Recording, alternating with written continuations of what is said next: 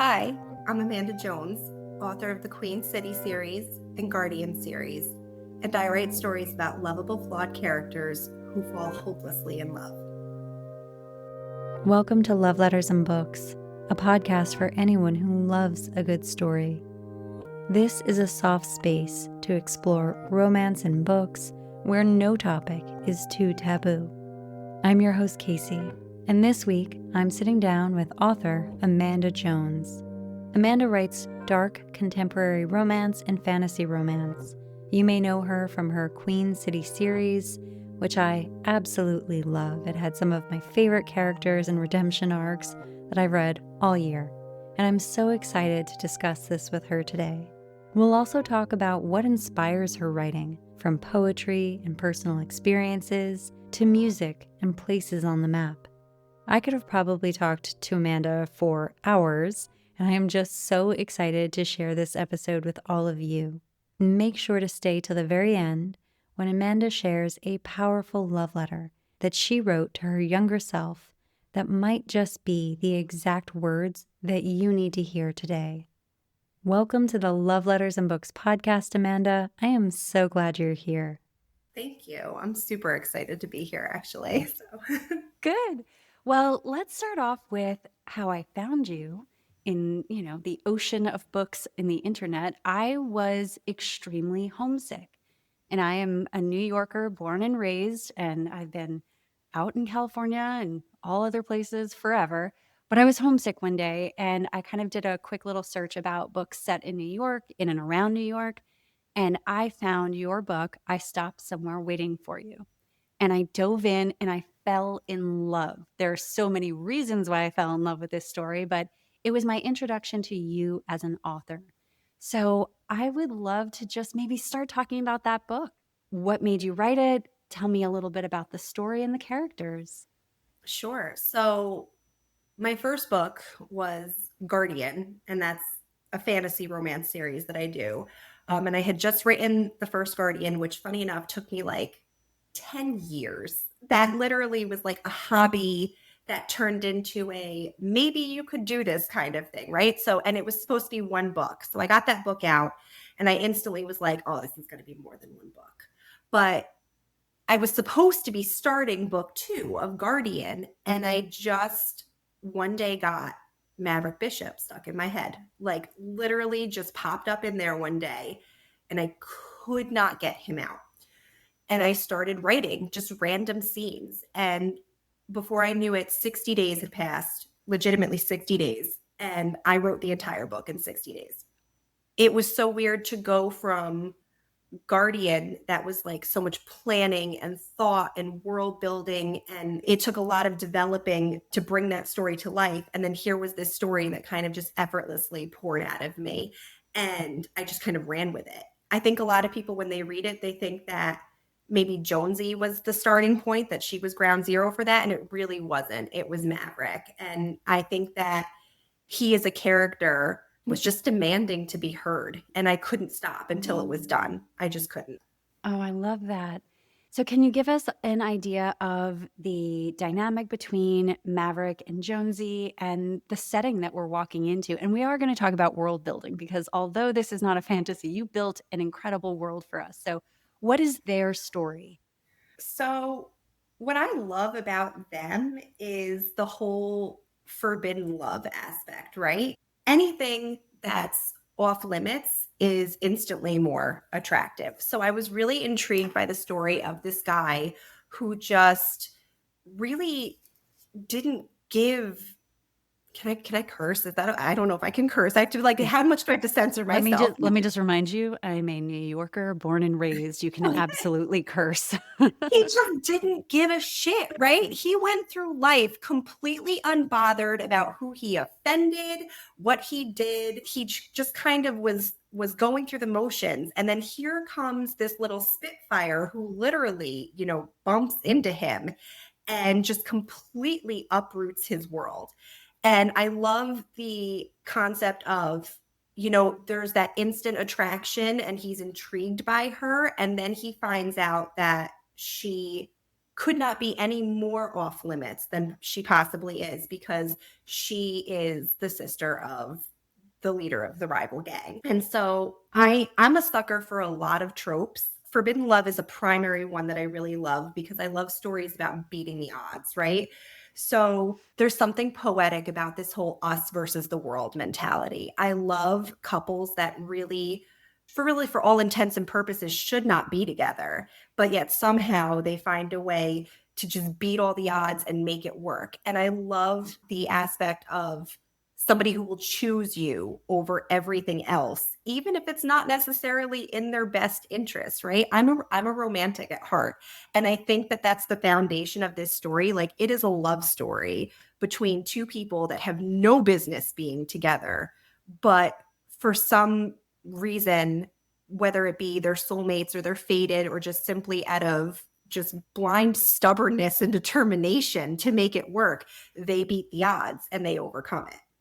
Well, that is the perfect summary. I love it. And I love the enthusiasm you have for the story. And one of the other themes I was feeling in your writing is redemption, evolution, reinvention, and how that plays out in these characters who, like you said, maybe a Maverick who doesn't think that he has to do that. Like, he doesn't originally think he has to be anything else. And this story takes him on a journey. There's plot twists that he didn't see coming. So why is that central in your writing? That reinvention? So humanity is just messy, you know? Real life is messy, real people are messy. I'm one of those people who, even like when I post on Facebook in my own personal life about my family or my kids, like, I'm very upfront that we are just hot mess express over here. You know, as humans as a species are hot messes. And I love the concept of, you don't have to let a bad choice or even a series of bad choices define who you are, right?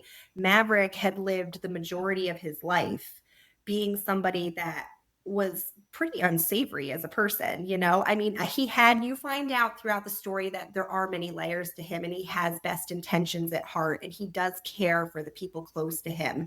But for the most part, he doesn't he runs a gang, you know. He's not necessarily what one would classify as a good person, but then he meets her and he just wants to completely reinvent himself to be what he feels she deserves in life. But then on the other side, you have her, who she's totally ready to just meet him where he's at and accept him for who he is. And I love the concept of, as a person, you can completely screw up, and that doesn't have to be who you are for the rest of your life. You know, what do they say? The days are long, but the years are short. You know, life is short, but we also do have, God willing, many years on this earth. And who wants to spend all of that being one thing? I feel like a lot of people, when they look at like good and evil, you know, they look at it from a very black and white standpoint, but the world is just a gray area. It's just one big gray area. And we're out here just navigating this gray area to the best of our abilities. And we're going to mess up, and it's going to be really spectacular at time. Like, we are going to screw up in epic proportions. And I love redemption arcs because there's nothing I feel that is more hope instilling and inspiring than somebody that just has this spectacular fall from grace and claws their way back to the top.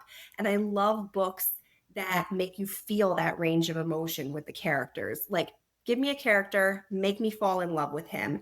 I want to hate him or her by the middle of this book.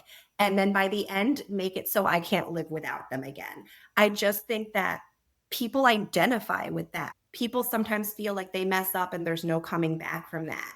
And that's just simply not the case. And I like reading books about people that aren't perfect and go through similar struggles, or even, you know, exaggerated struggles compared to what we deal with in everyday life, but that they still end up in a place that they are better than when we found them. Yeah. And worthy of love and loving and good stories and opportunities. And I think that that's so beautifully woven into your book, that the doors aren't closed forever. And there's opportunities to reconnect and course correct, which makes for a great story. So one of the other relationships in the book that was really interesting to me is the relationship between Maverick and Nikki. And I think that there was this beautiful piece that you wrote in the book where one of them is having a realization like, God, we're really similar. Maybe that's why we drive each other nuts. And that's the realization that a lot of us actually don't have in real life, but is a very true and human experience. But let's talk about their dynamic a little bit because Nikki becomes this huge character and he's expanding your series, which I guess is a theme for you of thinking, oh, I'll write one book and then you end up writing a whole world. So let's just focus on their relationship for a second, Maverick and Nikki. Why is that important? Nikki was not, and I know we had mentioned this, I had mentioned this before. Nikki was not supposed to get his own book. Nikki was not supposed to get one book, let alone two books. But he was completely a background character when I first started this series. And I don't know what happened, but by the end, I was like, this man needs to have his story told. And I think one of the reasons for that is because, and I guess we can touch on this more later, is that as I was writing this book about Matt and Jonesie, I had this backstory to Nikki that was just living in my head and serving as a lot of the background details for the writing. And then I got to the end and I realized that I didn't share any of that with the reader. Like this whole elaborate story and history with Daphne was just living in my mind. And so this book's going to go out and nobody's going to know all the context of this relationship. And I was just like, no, that can't happen. He needs a book. He needs a book. And I started writing that one. And all of a sudden, like, nope, he needs two books because I can't fit all of this in one book. But Mav and Nikki, their bromance is probably one of my favorite things about this book. And I know the part you're talking about where he mentions that it's kind of like when they look at each other, it's like looking in a mirror. And I don't think either one of them really likes who they are as a person at that point.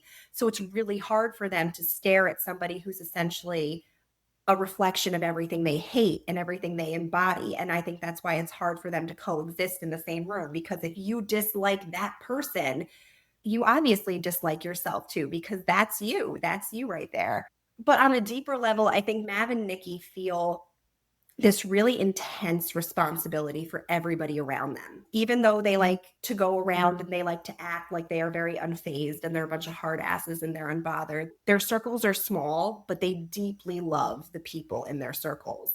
And they feel like they have to be the one that's strong and handles everything for their families, for their little families that they've created.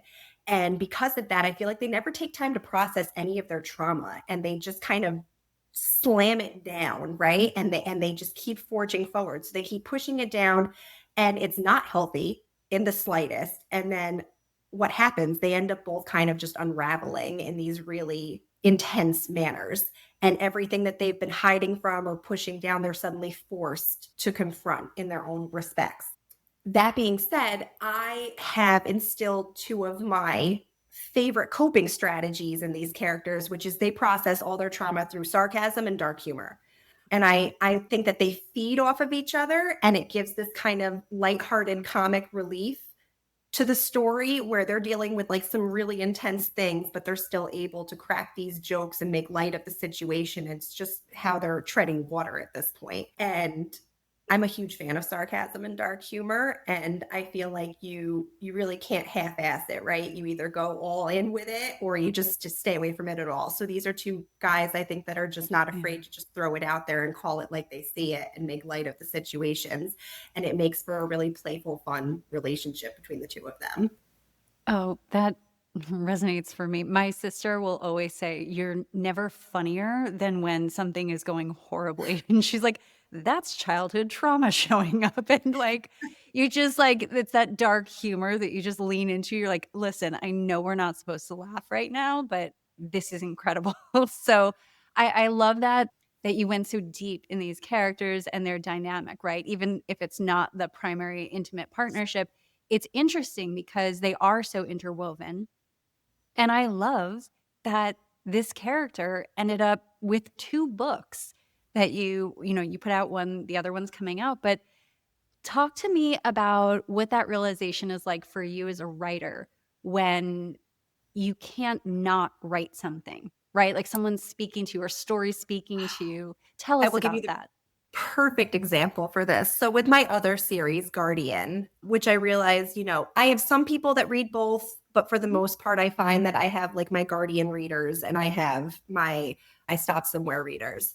But Guardian really is a true love child of mine. And I'm very attached to the characters in that book. And probably because it's just been with me for so long, it's kind of just become a part of me. But in book two, I kill off a character in book two. And I remember when I was writing that scene, my husband comes into the dining room. It's like 2 a.m. I have insomnia. I've always had insomnia. I just don't sleep. So at night when my kids go down and stuff, that's really when I write. So my husband comes in the kitchen at like 2 a.m. I'm in the dining room and I'm just crying as I'm writing this scene. And my husband comes in and he goes, "What's the matter? Oh my God." And I was like, "Oh my God, so and so just died." And he realizes I'm talking about the book and he goes, "Why are you crying?" And I said, "I didn't want to kill them." And he goes, "Babe, I don't know if you're aware, but you're the author. Just don't do it. Just don't kill him. It's easy fix to the problem." And I was like, "No, he has to die. He has to." And he's like, "I'm going to walk away from this." He's like, "I'll see you in the morning." And he just went to bed. But that's happened on numerous occasions where I'm writing something and I'm angry or I'm upset and I have to like walk away from it. And my husband will be like, "What's the matter?" And I'll say something like, "I'm so mad at them." And he goes, "Again, don't write it. Just don't write it. There's your," and he doesn't understand. The story takes you in a certain direction and it just has to play out a certain way. And it's not always really up to you because to alter it and write it any other way would just be inauthentic and untrue for the story. So there are times where your story does take a turn and it leads you in a way you never saw it going. And you kind of just have to ride the wave because if you fight it, I don't think you're doing justice to the story or the characters at that point. I absolutely love that you shared that insider process of connecting with your characters and almost not being able to say no to them and the direction they're taking you in. And I think as a reader, we love hearing these tidbits about how they came to be, how they end, how they make choices. So thank you so much. And I want to just check in about the Queen City series that we're talking about. So I was talking about the first book, I Stopped Somewhere Waiting for You. We just mentioned Nikki's book, We Were Together, but then there's another book coming out. Can you tell us a little bit about that? Yeah. So the third book is called As Long as We Live, and it will 100% for certain be the conclusion of these characters. That's not saying that somewhere down the line, maybe one of the other characters will speak to me in some way and write about them. I don't foresee that happening now, but it could happen in the future. But this will 100% be the end to these four core characters that we've been following.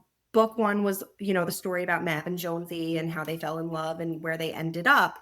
And then book two had a lot of overlap with the timeline of I Stopped Somewhere, but it kind of jumped around. Daff and Nikki are so much more complex than Mav and Jonesy because they have this lifetime of history, right?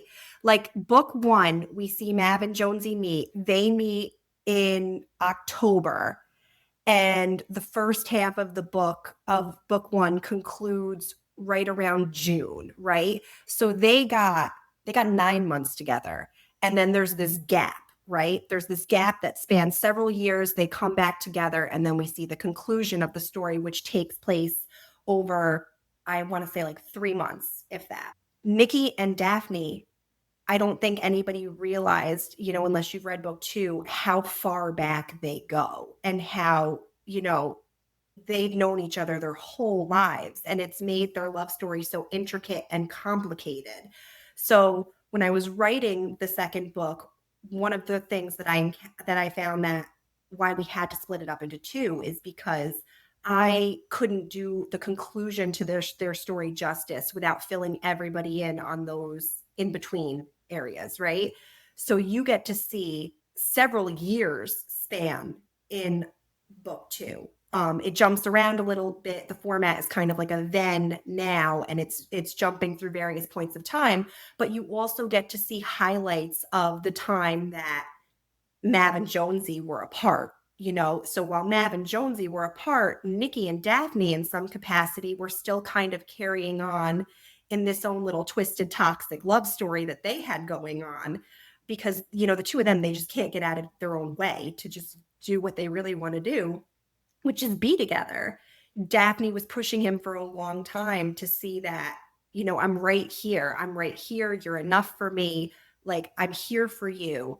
And by the time Nikki pulled his head out of his ass, she had committed to, I'm going to move on in this direction. She also feels Daphne really comes into her own and finds her voice in the third book and really just rides out the conclusion to their story. So Mav and Jonesy are happy, that's gonna be a fun aspect of this book. You get to see Mav not be grumpy all the time. He's kind of living his best life in premarital bliss, like planning his wedding, and he's got the girls, so he's happy, right? So that's gonna be a fun aspect, I think, to see between him and Jonesy. But Daphne is really gonna come into her own in terms of balancing the power dynamic between her and Nikki in the second half of this story. So he's had the upper hand for many years, right? But the ball's in her court now. He's been driving the trajectory of their relationship for a long time, but now he's kind of completely submitted to her. And he's like, I just really want this and I want to make this work. And she's got to figure out, okay, for the first time in my life, what do I want? She, I feel, has always second guessed herself, and she feels like she can't trust her own heart because anybody who has ever supposed to love her has either betrayed her in some way or manipulated her in some way or controlled her in some way, aside from Jay, like her relationship with Jay, who's pretty much her sister. All forms of love that she's ever experienced in her life have really been tainted in some capacity. And I think that's made her really unsure of herself as a person. And she doesn't necessarily trust her judgment right now. So, like my mom reads all of my books before they're released and she likes to give input on them. And I know that she got frustrated with this one because she's like, she finally has him. What is she doing? Just let go and be happy. But like, how do you trust that, right? How do you trust the person that you've been in love with your whole life, who's kind of repeatedly stomped on your heart? How do you suddenly trust that they're all in this now? She's much more guarded. She's going to make him work for it, which I think is a very humbling experience to Nikki, who, while he is a good person at his core, he's kind of like the quintessential rich kid, right? Like, yes, he's a hard worker and yes, he provides for those around him, but he's also very privileged and he hasn't been in a lot of situations in his life where things didn't work out in his favor or people have said no to him. So I think this is a really hard lesson for him to learn as well. And I think the power shift, that dynamic is really hard for him to swallow, but he's going to put the work in because he wants her. He wants her. He knows his end game is her. Well, I think you write such beautiful main female characters, right? Like I love Daphne, I love Jonesy, but it is interesting to see how the power dynamics shift in both books, right? So even Jonesy experiences that at one point where she's like, well, we've been apart, I've lived a life, I'm coming back, I'm no longer a naive kid. It's interesting how that shows up in the story, and this thing which you think would be irritating or destabilizing to the relationship actually helps connect them because the relationship had to change, right? There was miscommunication, things have gone on. And so it's interesting when this power dynamic and power shift happens and the relationship is almost stronger than ever. And I really love that you're touching on that your characters are allowed to grow and change and be dynamic and learn things about themselves. I think a lot of the relationships that I write involve growth in that capacity is because I met my husband when I was 20 years old. We were both 20. We didn't date for several years. We were just really, really good friends. But because we've known each other since we were so young and we were very close, we have pretty much grown up together, not in like the sense of like little kids, but you're not the same person you are at 40 that you were at 20. So we're 37 now and we met at 20 years old. So all these main huge life changes, like we went through and experienced together even before we were a couple. I think there's something really beautiful that, I mean, don't get me wrong, he's a pain in my ass, but like I genuinely love that man and he is my soulmate. And I think there's something really beautiful about still loving the person that you fell in love with, even though they're a different person today than you were when you met. And sometimes people grow apart and that's fine, but I love stories where the characters grow together and only fall deeper in love with each other and appreciate those changes in each other. I think it's unrealistic to think that one person is going to embody all the qualities that they had when you met them and carry that through the rest of their life.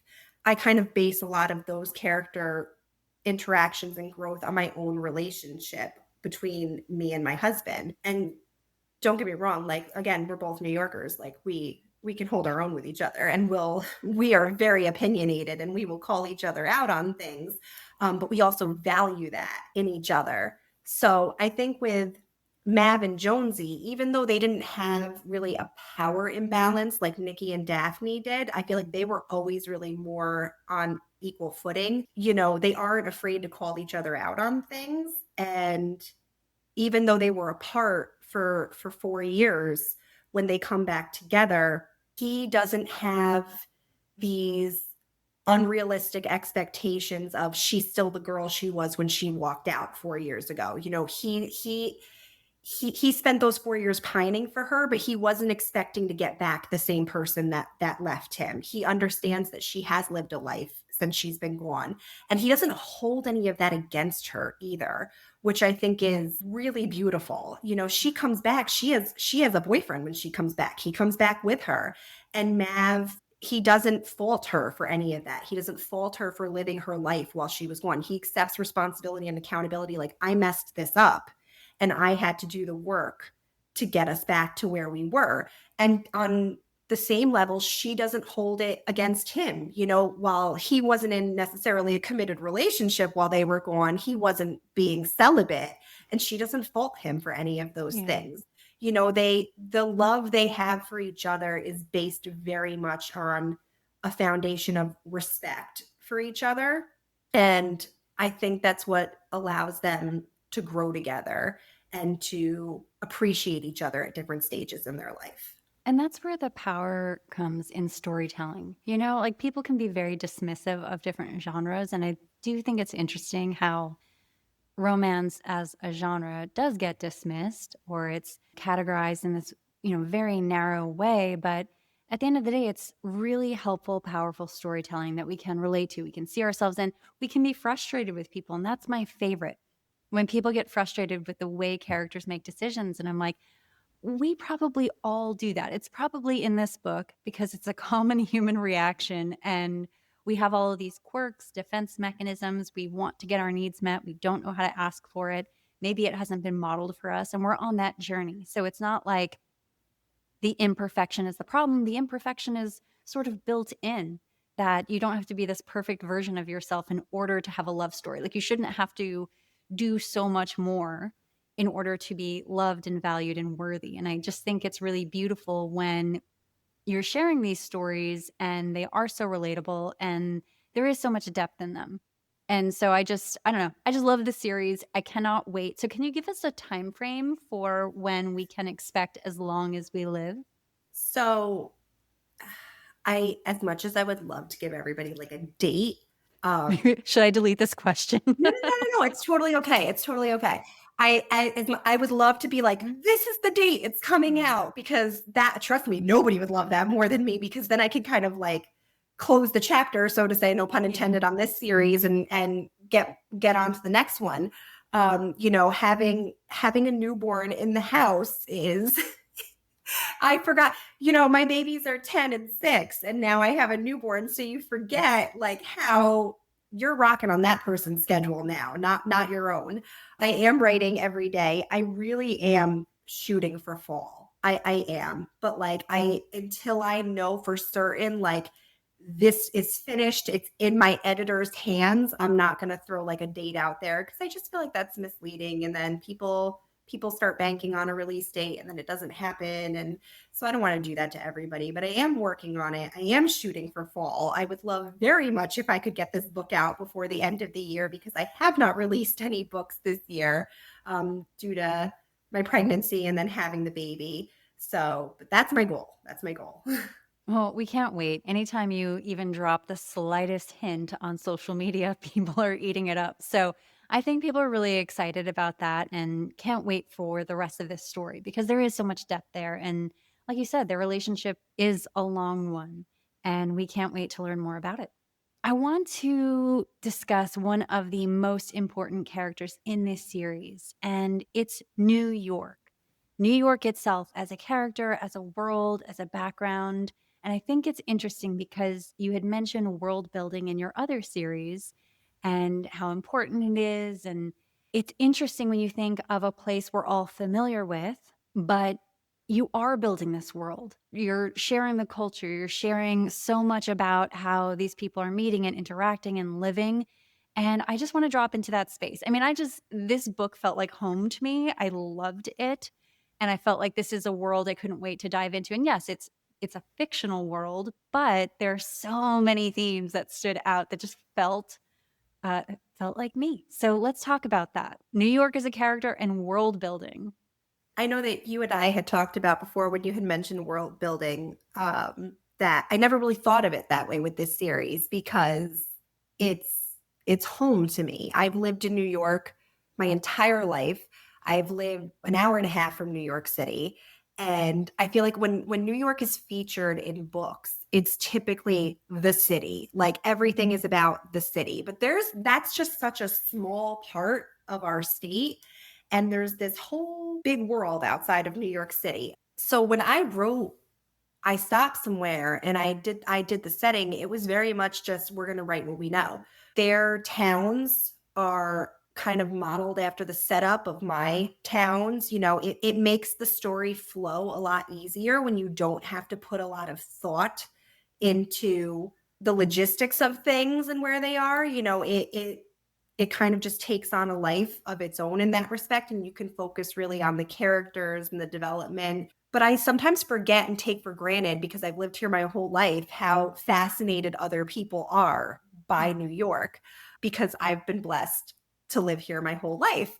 And one of the funny things is that, as authors, we go on and we like kind of scope out our reviews and check out what people are saying, but you can't spend too much time over there because while there's so much good and love and like stuff that'll build you up, you could have, 10 phenomenal reviews and you get one person that's like, I didn't like it. And that's it. That lives in your head for the next 3 weeks. So you try to like limit that. But I remember one time I was on and somebody said, there's just a lot of cursing in this book. and they said, nobody talks like this. And in my head, I was going, oh, we do. We do.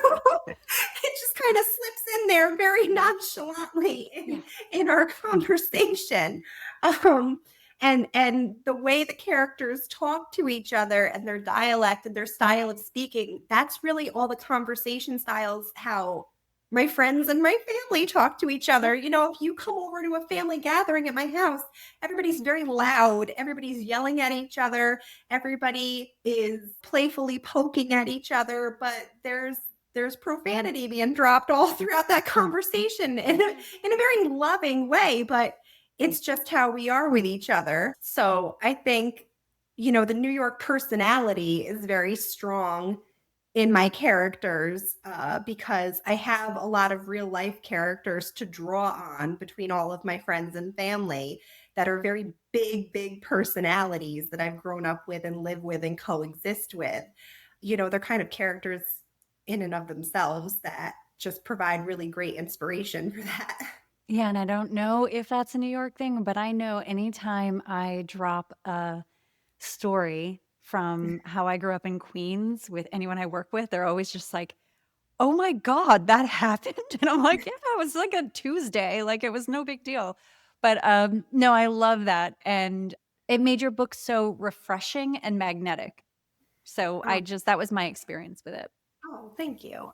So, Amanda, I want to explore something else about your characters. Let's talk about the choice of the ages and when these characters are meeting and falling in love and why that is so important in the story. One of the pieces of feedback I did get about I Stopped Somewhere from my readers that read the book before it goes to my editor, my alpha readers, is should I consider aging them up? Because they do start when it's really young. I mean, Mav's 21 when the story starts. Jonesie is like 2 weeks shy from her 18th birthday. I mean, people were iffy about that, but nobody said a word about Dex being an 8,000-year-old angel and Audrey being an 18-year-old girl. I guess if it's supernatural, it's okay.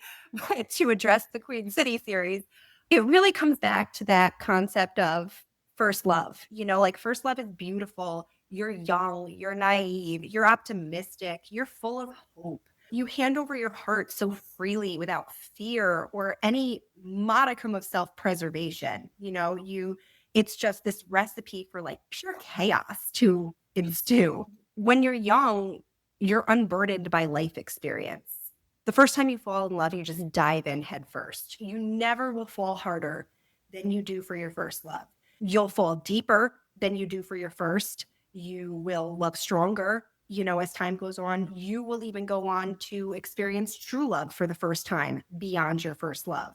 But the first time, you always fall the hardest because you are handing your heart over completely unprotected. The world hasn't beaten you down yet. Your heart hasn't been betrayed. You haven't learned to put up walls. And it's possibly the only time in your life your heart is truly in the most vulnerable state it will ever be in. And 9 times out of 10, the fallout is devastating, right? I mean, first loves don't necessarily always go the distance. They don't always tend to work out, right? But what if they did? And that's really the space that generates some of the best storylines, I feel like. And I feel like that just so happens to coincide when you are young in life. So that's why I start them out so young. Some of the other things I noticed in your writing is there's so many subtle literary references, and you also have so much music woven throughout your books. It's so important. And there's nothing I love more as a reader than when I get a good playlist from my favorite author or songs are mentioned in the book. So let's talk about that. Why is music playing such an important part in your books? I love music. It's carried me through some really tough times in my life. And it's a form of therapy within itself, right? Music can drive your mood, it can lift your mood, it can unite people, it can make people feel less alone in the world. Like, you can be feeling like you're struggling with something really, really hard and feel like nobody really understands you. And you can put on a particular song and feel that there's at least one other person in the world that has experienced this before, and it makes you feel less alone. I go to a lot of concerts, for example, and one of my favorite feelings in the entire world is sitting in the crowd in a concert and everybody's just singing at the exact same time, right? And you don't know any of these people, they're all strangers. But for like this brief moment suspended in time, you are all connected and you just have this intense feeling of belonging in that moment. So I think music's a really powerful thing. That being said, my music taste is all over the place. And my kids, they don't know any better because I'm just raising them this way. But where other people are like, oh, I like rap or I like pop, we don't have genres that we're set in. If you put on my playlist, like my random playlist on Spotify, we're going from Biggie to Dierks Bentley to Eddie Money to MGK to Papa Roach, like one right after the other. And we just kind of roll with it. But there are certain songs that when they play, I'm transported back to a moment in time. I can remember what I was wearing, what I was feeling, what I was doing. And there's this deep feeling of nostalgia in that respect. And when I'm writing, there are certain scenes that I'm writing where in my mind, I'm like, this is the song that's playing. They're in the club, they're in the bar, they're in the car driving. This is the song that is playing. This is the only song that could possibly fit this moment. And I will listen to that one song on repeat while I write that one scene because Yeah. that's what the characters are listening to and it puts me in that headspace. And music, it means different things for different people. So I have people that really feel strongly about music too, and they'll message me and they'll say, you know, when I was reading this scene, I really pictured this song.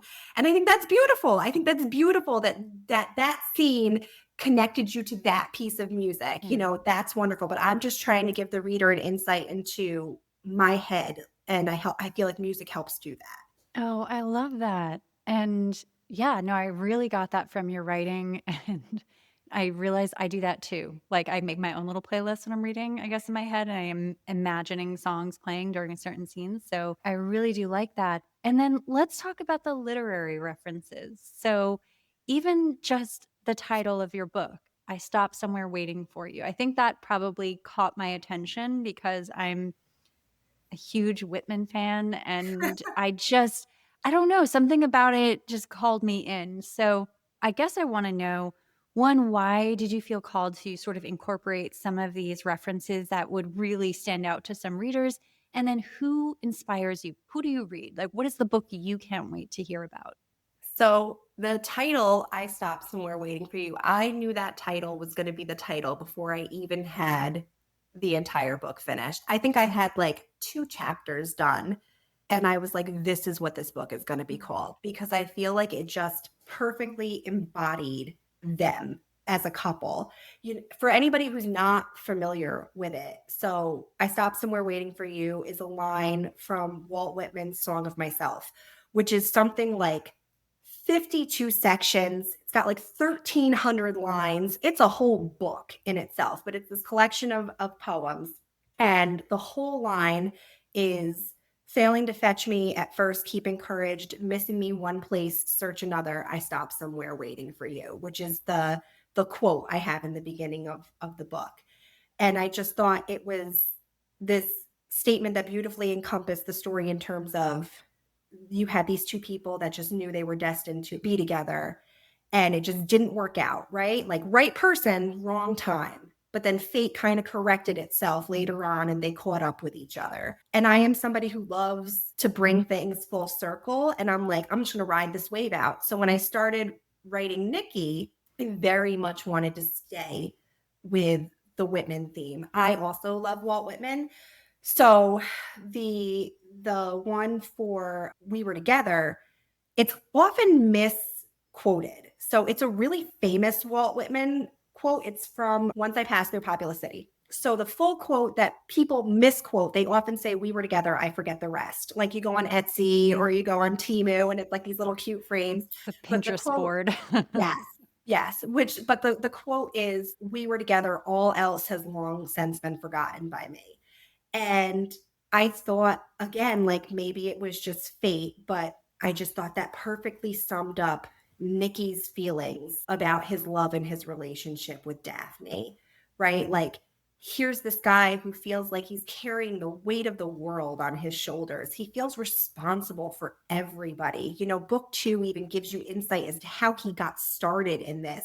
And it really wasn't based solely on his own motivation for wanting to do this. He really didn't wake up one day and be like, you know what I really want to be? I wanna lead a drug ring. You know, he had good intentions behind it. You know, Road to Hell is paved with good intentions and all that.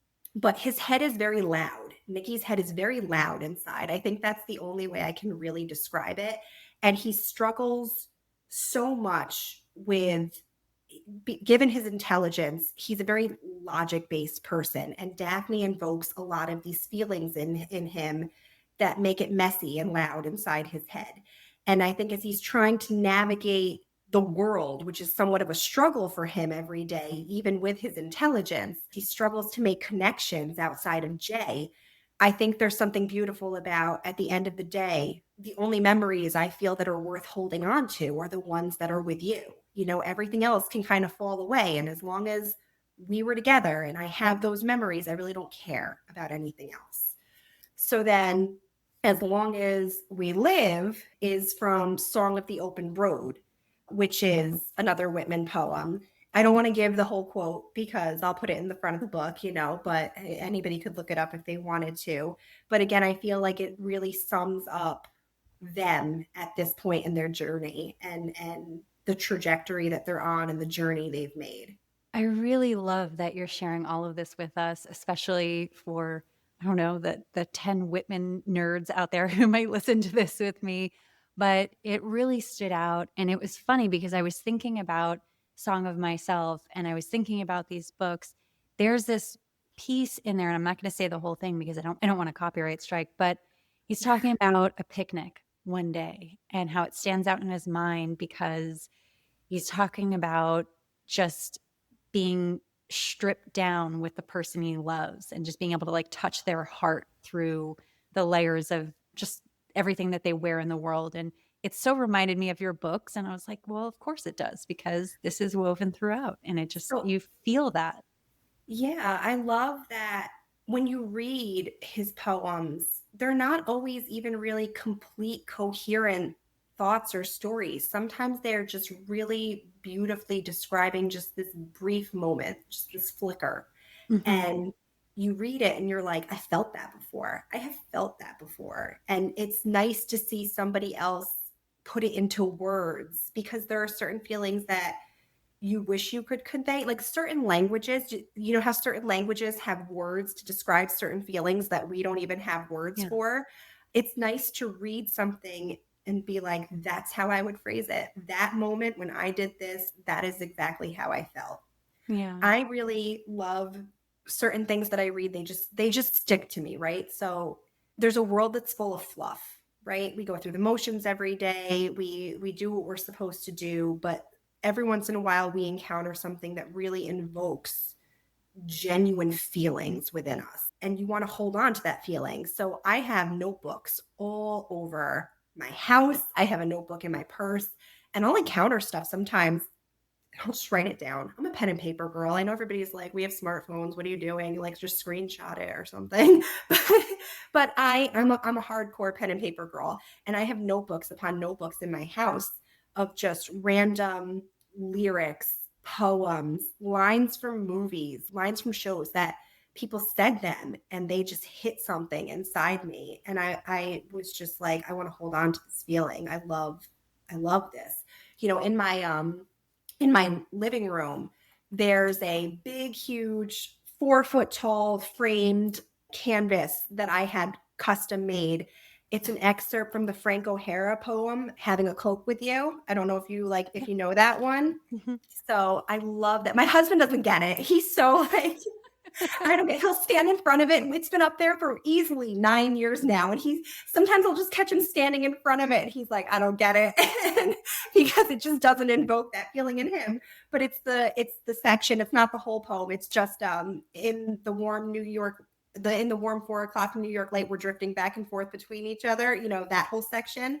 I just love that. And every time I walk by and I read it, it fills me with this feeling of love, because it reminds me of how I feel about my husband. And he walks by and he's like, it's art with words on it. I don't really get it, but if it makes you happy, sure, it can stay up there. Oh, I love that. Oh, you know what invokes that feeling for me is this Richard Brodigan piece, and it's titled That's How You Look to Me.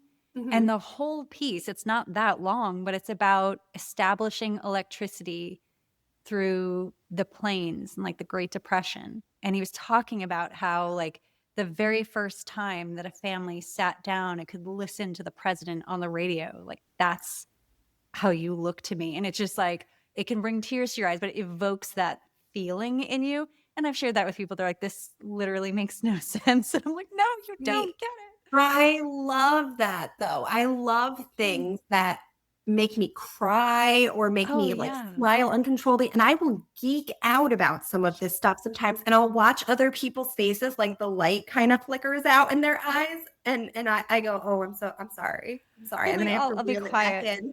Yeah. So when I meet somebody that gets excited about things like that, and I watch them, you can tell that they've been around people that don't get it either, because they start to Yes. talk and then they start to pull back, like, no, no, no, no, no, let's talk about it. Let's talk about all the things. I want to talk about it all.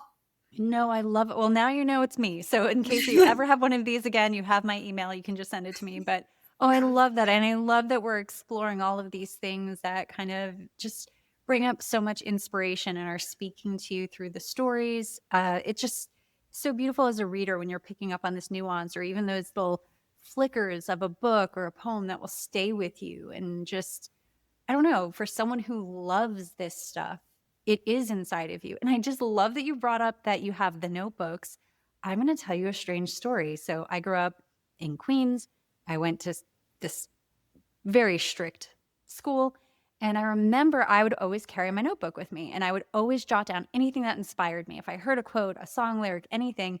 And I remember one of my teachers took it from me and said, I'm going to throw this out because you should not be doing this. Like, I'd be you're, devastated. no, I was devastated.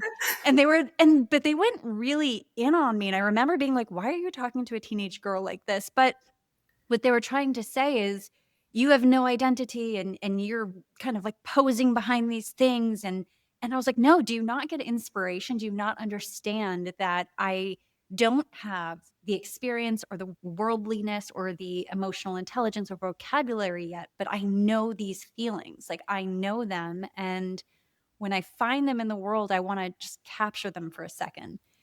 And yeah, no, it was confiscated. Like it was contraband. And No. I was like, it's a book. So Oh, anyway, I know I'm watching you and I know that no one will be able to see you, but like you're devastated and I appreciate the it. panic that's rising. I would have been like, you need to give me the book back. No, and it felt like it was so interesting because the way I felt about it was I know they weren't my words, but it felt like a diary because it was this almost like stream of consciousness of whatever I was going through at the time. And like, yeah, it feels really violating to have someone say, not only can you not have this, I'm taking it away from you, but I just judged it and I think you're ridiculous. And I was just like, whoop.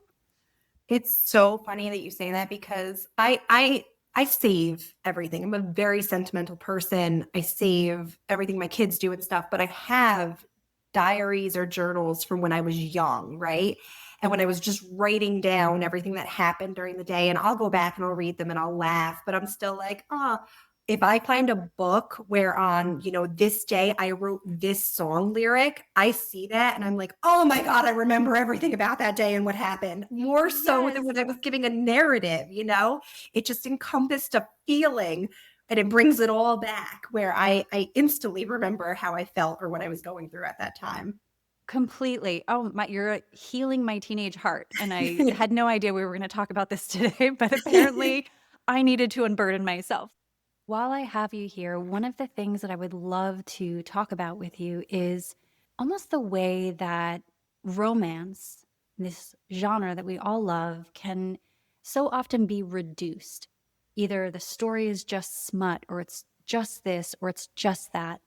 And it's almost like people are overlooking that books are a vehicle for understanding relationships, emotional responses, methods of communication. Sometimes we're seeing ourselves in a book for the very first time, and either we're proud of ourselves or we don't like what we see. Like it can be a very eye opening experience. So let's talk about that a little bit. As a writer, what is that like for you when you hear, oh, it's just? Oh, it irritates me so much. If I had $1 for every time I had a reader say that they're nervous to read their book in public because they're afraid of what somebody will say, I could retire. I really could. Um, I feel like there's this gross misunderstanding that romance is just smut, or that it's poorly written, or that it sets unrealistic standards in relationships. I hear that one a lot. Romance sets unrealistic standards in relationships. I mean, to address that portion, I say maybe men need to step their game up. No, I'm kidding. I'm kidding. But so romance as a genre is fascinating to me because of how diverse it is in regards to its subgenres, right? You're never just reading a romance. You're reading a romance and a fantasy novel, or a romance and a psychological thriller. So the complexities found in finding that delicate balance in crafting a story that fits into two genres, it doesn't get the recognition that it deserves.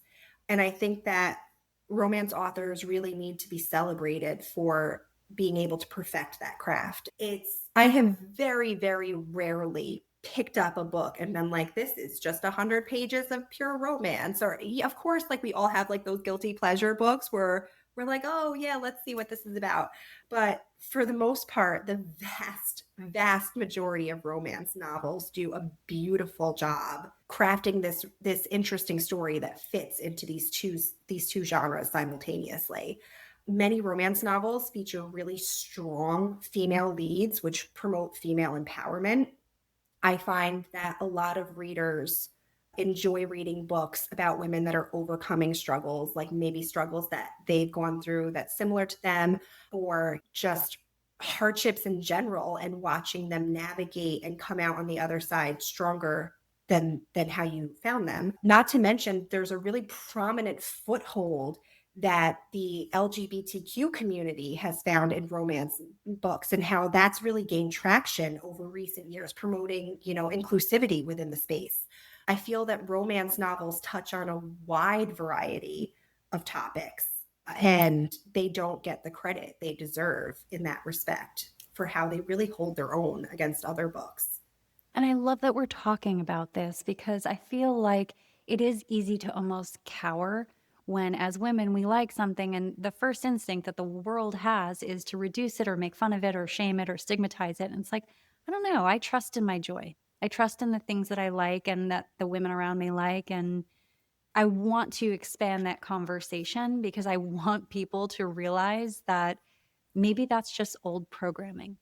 And I think one of the powerful things that comes from it is women sharing stories about their journeys and how powerful that is, and how challenging it is when you're cut off from that and you don't have that modeled for you.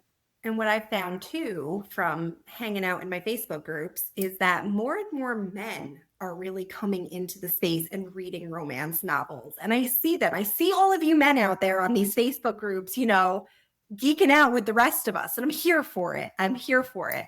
But I think that's amazing when you have romance novels navigating important issues like things regarding consent in relationships and healthy boundaries and respect in relationships. It's important to have men in these spaces with us, reading these stories with us. Oh, that's such a good point. And again, I love that we're talking about it. And I really appreciate you just kind of going so deep on all of these topics. So, on that note, I want to give you the floor at this point because in our pre production call, we had talked about the love letter aspect, writing a love letter either to your younger self or your readers. And I would love to hear yours. So this was actually harder than I thought it was going to be. But I wrote a letter to my younger self, probably about when I was in college. That's the age range I have in mind when I think about writing to me. So I wrote, Dear Amanda, before we begin, take a deep breath. Matter of fact, take one more for good measure. Okay, let's get started. First things first, you can do all of the things. So many people will tell you that you can't. They will underestimate you, say your failure is inevitable. They will try to force you into a box, try to suffocate your dreams under the guise of protecting your well being. Others will just outright call you stupid. Respectfully, these people are talking out of their ass, and you need to block them all the way out. I need you to trust me when I say we are a force to be reckoned with. Life is going to throw some really hard, scary things our way, but we persevere. We overcome. I wish I could prepare you for what lies ahead, but unfortunately, that's not an option. These are the things that shape us, so I need you to brace for the storms on the horizon and push through. When things get hard, just keep breathing and know we come out stronger on the other side. I won't leave you completely in the dark. It just isn't our style. So, as an act of love, I bestow upon you these key pieces of wisdom. Stop crying over that boy. He isn't the one. Your soulmate's coming, and he's amazing. Except there are things beyond your control. Perseverating on them will only steal your joy. Be kind to yourself, and never, ever, under any circumstances, stop dreaming. All my love, A. Oh, that was so beautiful. Thank you so much for sharing that with us. And I know it was to your younger self, but I feel like you're speaking to all of our younger selves. And I just thank you so much. That was beautiful. Oh, of course. Thanks. Yeah, no, I was tearing up. Apparently it was the love letter I needed this morning. And it's not lost on me how often that happens when I do these interviews. So I just like the magic in that. But Amanda, where can we find you? So I am primarily on Instagram. So that author chick, Amanda Jones, really Instagram is the best place to find me. I always love when people email me, just to say, hi, tell me you love my book. Tell me you found something in my book that doesn't make sense. By all means, like privately email me and let me know. It's that author chick.amandajones@gmail.com. So those are the best ways to get me.